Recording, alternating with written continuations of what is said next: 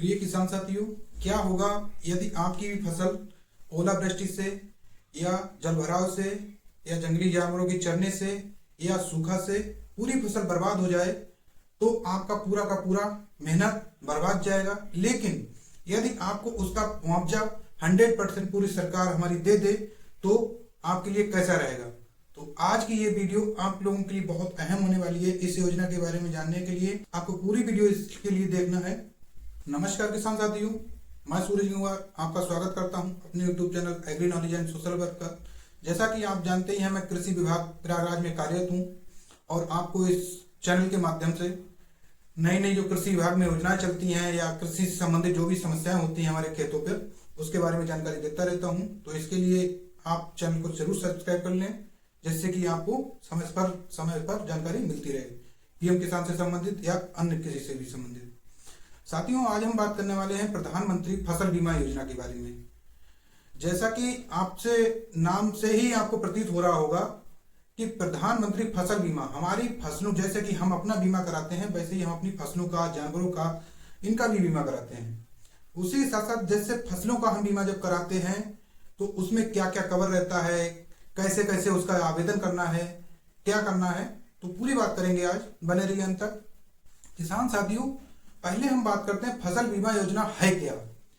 ये एक ऐसी योजना है जिसमें आप जो भी फसल बोते हैं, चाहे वो खरीफ सीजन में हो, रबी सीजन में हो या किसी जायद सीजन में हो, तो उसका आपको कुछ पैसा दे करके सरकार को आप उसमें बीमा करा सकते हैं। जैसे कि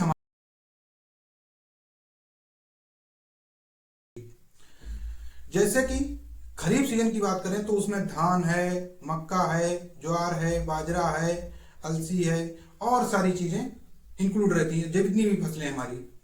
रबी की बात करें तो गेहूं है, चना है, मटर है, सरसों है, लाई है, मसूर है, मटर और सारी जो भी है, आलू है, ये सब चीजें फसलें कवर रहती हैं। अब बात आती है इनका हमें आवेदन करना कैसे है और कितना पैसा लगेगा।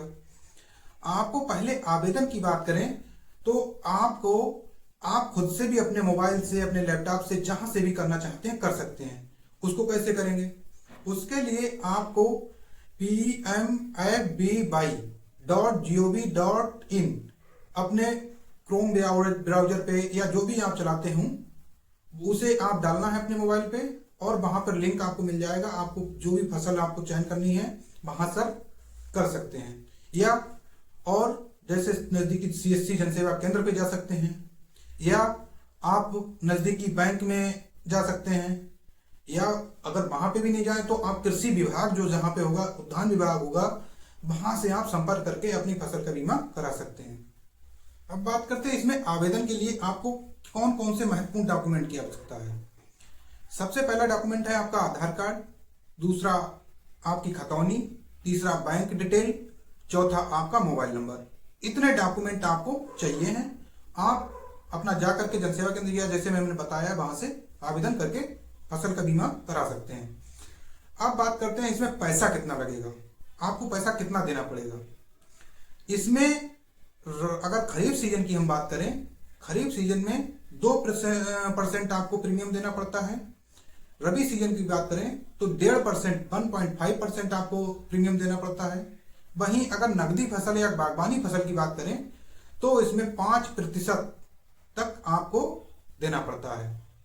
अगर हम रबी सीजन की अभी जो चल रहा है उसकी बात करें तो रबी सीजन एक एग्जांपल के लिए हम मान लें, अगर हमारी सरकारी आंकड़े जो एक प्रति हेक्टेयर में होते हैं कि इतनी क्षेत्र में इतना उत्पादन होगा, इतने का मूल्य का आपका फसल बिकेगी, तो मान लिया अभी जो हमारे प्रयागराज के आंकड़े हैं, आपको 93,000 प्रति हेक्टेयर, 93,300 प्रति हेक्टेयर आपके गेहूं का उत्पादन की कीमत तय की जाती है। आपको प्रीमियम 1.5% की बात करें तो 1,400 रुपए के आसपास आपको देना है। अगर इसी तरह आलू की बात करें तो आलू में 1,60,000 के आसपास आपको प्रीमियम वो आपकी फसल का मूल्य होता है। और आपकी अगर देने की बात करें तो लगभग इसमें 7,000 के आसपास आपको देना है। इसी तरह से आप अन्य फसलों का भी इसी तरह कर सकते हैं। अब हम बात करें इसके आवेदन कब से लेकर कब तक किए जा सकते हैं, कब से लेकर कब तक हम कर सकते हैं। आवेदन अगर खरीफ की बात करें तो 1 जुलाई से लेकर 31 जुलाई तक होता है। और अगर अभी हम रबी सीजन की बात करें तो इसकी नजदीकी लास्ट डेट आने वाली है, 1 दिसंबर से लेकर 31 दिसंबर तक इसकी लास्ट डेट रहती है।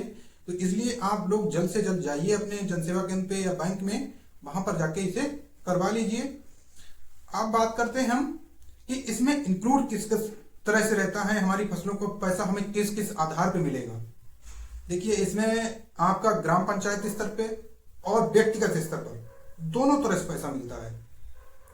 अगर हम ग्राम पंचायत स्तर की बात करें तो आपका ओलावृष्टि हो जाए या आपकी जलभराव हो जाए पूरे ग्राम पंचायत में, या सूखा पड़ जाए, या आपकी कहीं अतिवृष्टि हो जाए, इस तरह के जो होते हैं वो आपको ग्राम पंचायत स्तर पर आपको मिलता है मुआवजा।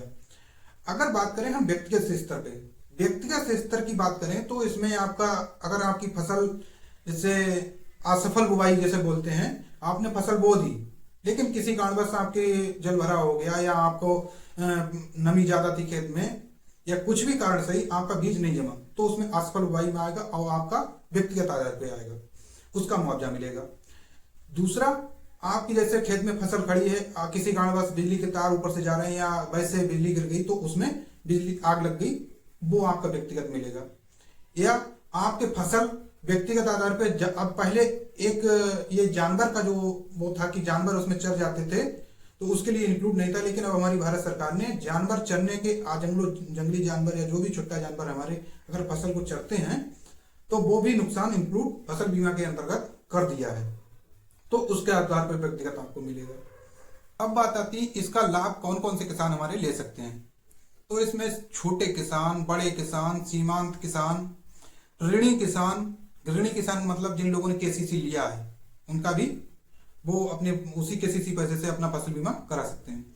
गैर ऋणी किसान, ऐसे लोग जो है अपनी फसल बीमा का लाभ ले सकते हैं। अब बात करते हैं इसका फसल बीमा योजना का लाभ कैसे मिलेगा आपको। लाभ का मतलब आपकी फसल खराब हो गई तो आप कहीं सूचना कैसे देंगे, तो उसके लिए सूचना आपको जब फसल आपकी खराब हो तो उसको 72 घंटे के अंदर अंदर आपको किसी कृषि विभाग में जाना है या उद्यान विभाग में जहां से जिस फसल को आपने बीमा कराया है, या आपको बैंक में जाकर सूचना देनी है। दूसरा, आपको टोल फ्री नंबर है 1800-180-1551, 1800-180-1551। दूसरा टोल फ्री नंबर है 14-447। इन दोनों नंबर पे कॉल करना है, तब आकर आपकी फसल बीमा योजना कंपनी आएगी, योजना वाली जो कंपनी चयनित होगी वहां पे वो आएगी, कृषि विभाग वाले अधिकारी जाएंगे और बैंक वाले भी जाएंगे, ये सब और लेखपाल साहब आएंगे, तो वो जाकर के आपका सर्वे करेंगे। सर्वे करने के बाद जो भी आपकी क्षति हुई होगी उसका जो भी मुआवजा बनेगा वो आपके खाते में डीबीटी के माध्यम से पहुंच जाएगा, पूरी रकम। इसमें किसी का कोई हस्तक्षेप नहीं है। यदि आप किसान हैं या किसान परिवार से हैं तो इस वीडियो को लाइक और शेयर जरूर करें और चैनल को सब्सक्राइब भी करें, जैसे इससे कि आपके कृषि विभाग से संबंधित जो भी योजनाएं आती हैं उनको आपका लाभ मिल सके, आपको जानकारी मिल सके। और साथ ही साथ ये भी बताएं कि आप कौन सी फसल का बीमा आप कराना चाहते हैं, या कोई समस्या आती है तो भी कमेंट करके बताएं। अगर मेरे इस तरह का सुझाव होगा या समस्या का सोल्यूशन होगा कोई, तो मैं जरूर करने की प्रयास करूंगा। तब मिलते हैं अगली वीडियो में, तब तक के लिए जय हिंद, जय भारत, जय जवान, जय किसान।